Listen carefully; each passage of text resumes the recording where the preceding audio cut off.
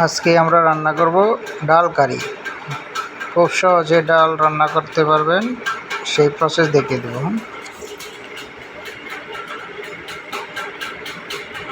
প্রথমে চুলা জ্বালিয়ে কড়াই বসিয়ে দেব, তাতে কিছু রসুন কুচি দিয়ে দেব, পেঁয়াজ কুচি দিয়ে দেব,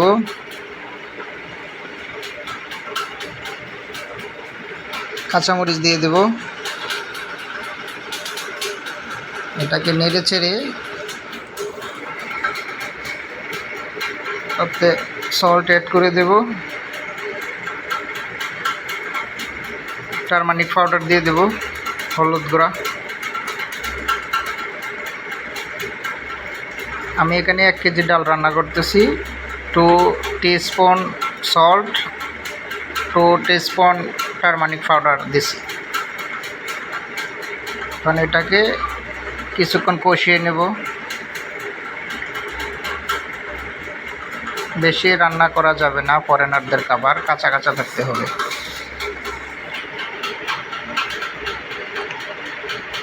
আগে থেকে রেডি করা নারকেল দুধ দিয়ে দেব।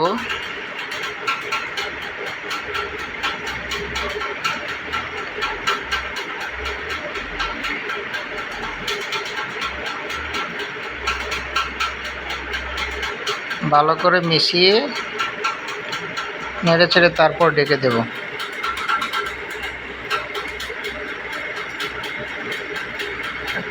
ঢেকে 5 মিনিট রান্না করব।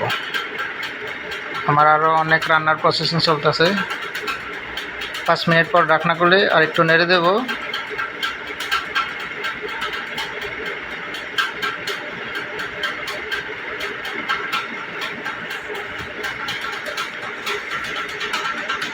আরও 2 মিনিট রান্না করে নিলাম। এই 7 মিনিট রান্না করে আমার ডাল কারি কমপ্লিট।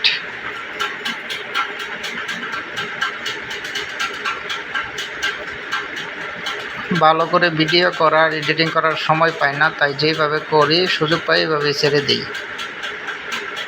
নতুন নতুন অনেক ভিডিও পাবেন। লাইক, কমেন্ট, শেয়ার করে পাশে থাকবেন।